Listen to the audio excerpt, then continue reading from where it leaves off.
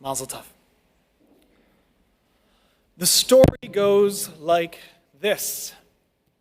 Racheli is making brisket with her mother for the Chag. And they spice the meat, and they fill the roasting pan, they warm the oven, and just as they are getting ready to put the whole thing in the oven, Racheli's mother takes a big sharp knife and cuts the ends off the brisket.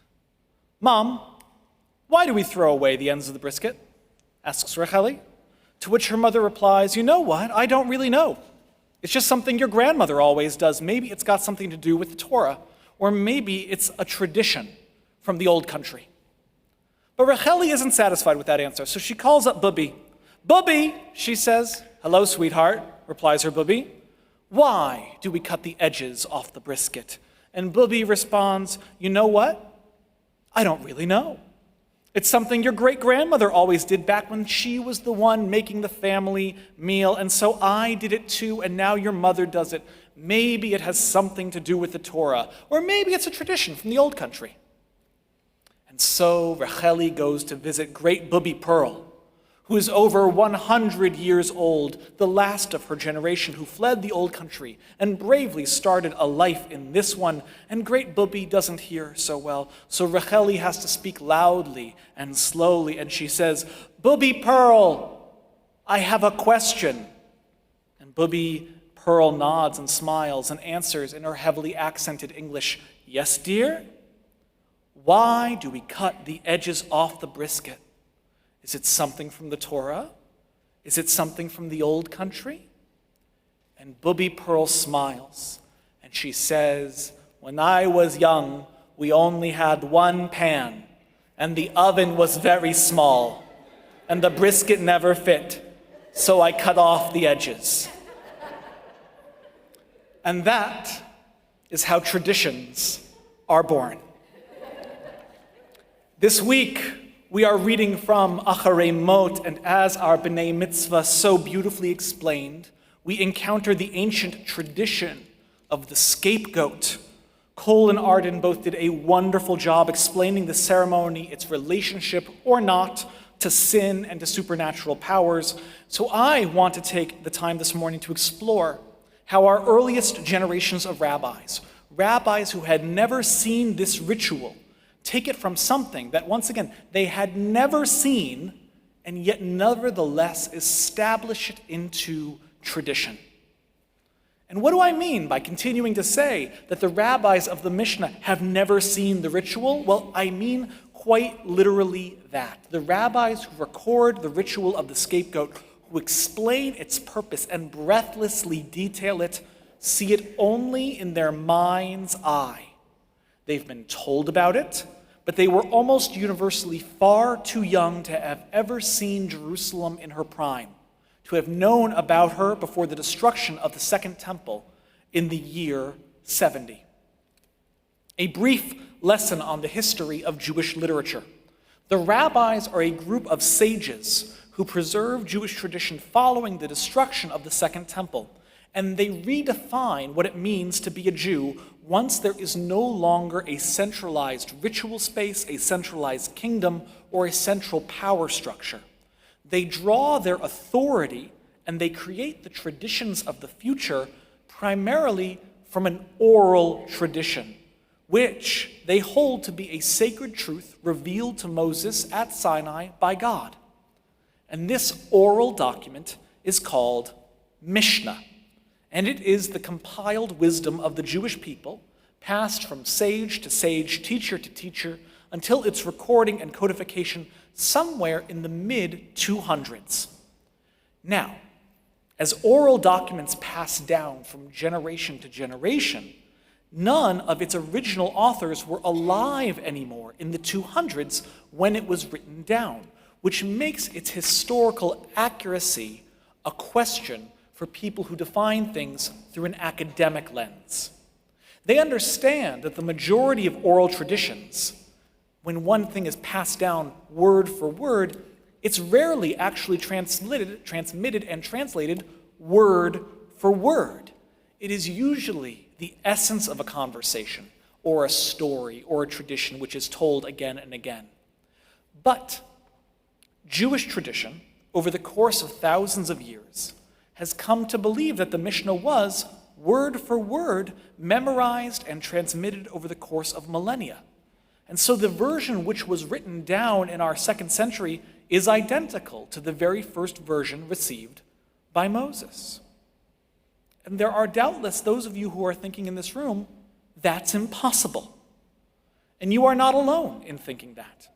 The early Reformed Jews were practitioners of the academic discipline of Wissenschaft in Judentums, or the academic study of Judaism.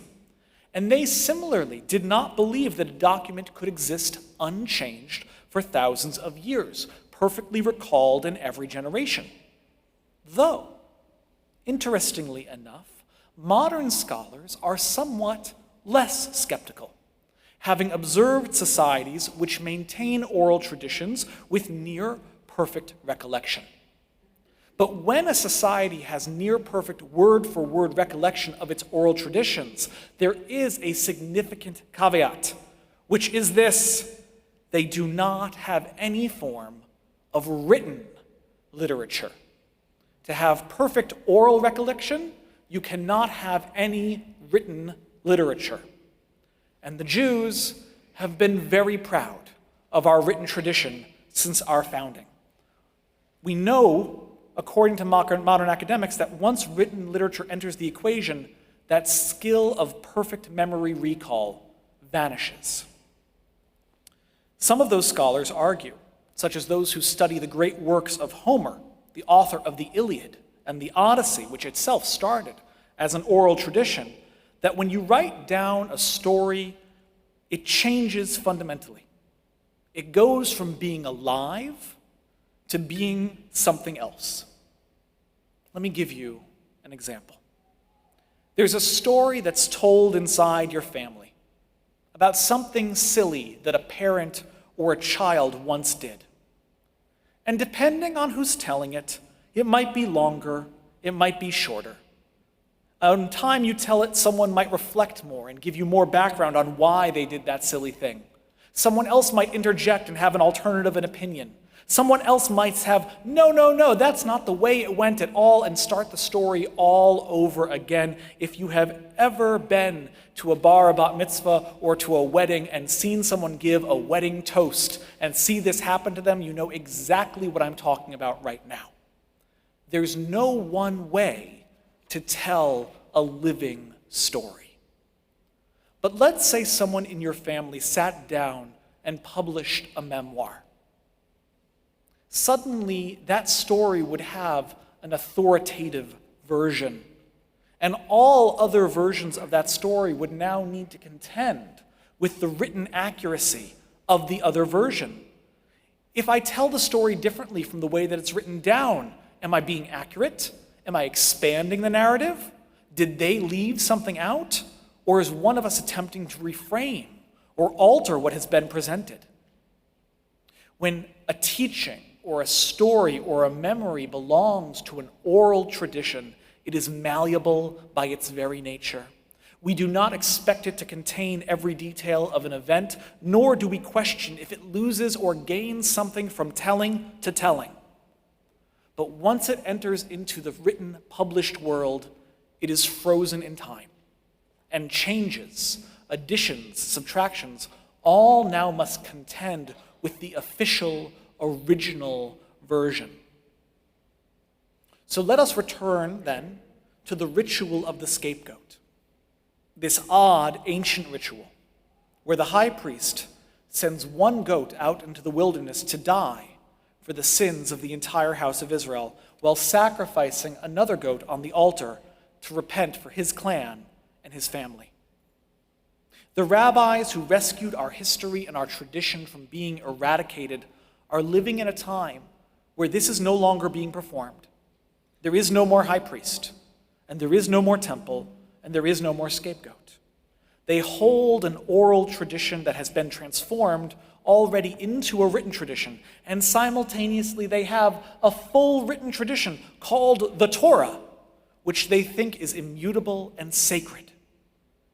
And yet, in seeming opposition to everything that I've told you up until this point, the ritual of the scapegoat lives on in their minds, passed on in incredible, brand new detail. In far more detail, in fact, than we receive in the Torah. The description in the Torah, which we read this morning, is actually very bare bones. Take the goat, confess over the goat, lead the goat into the wilderness, take a bath when you come back. In the Mishnah, we get to hear the story. And the story goes like this. The Mishnah says that one person was chosen from the tribe of Levi every year to go out into the wilderness with the goat. Although Rabbi Yossi remembers that one time there was a guy named Arcella and he got the chance to do it, but no one knows who Arcella was or why he had that opportunity. The Mishnah recalls that the king built a special ramp that led out directly from the Temple Mount into the wilderness because there were rowdy pilgrims, and they were too excited, and when they saw the scapegoat, they would pull its hair and slap it to make it go faster. And the Mishnah tells us that the wealthiest people in Jerusalem would accompany the man 1/10 of his journey. And every 10th of the way, there was a booth, a sukkah, so that people could watch the procession and offer food and water to him every step of the way.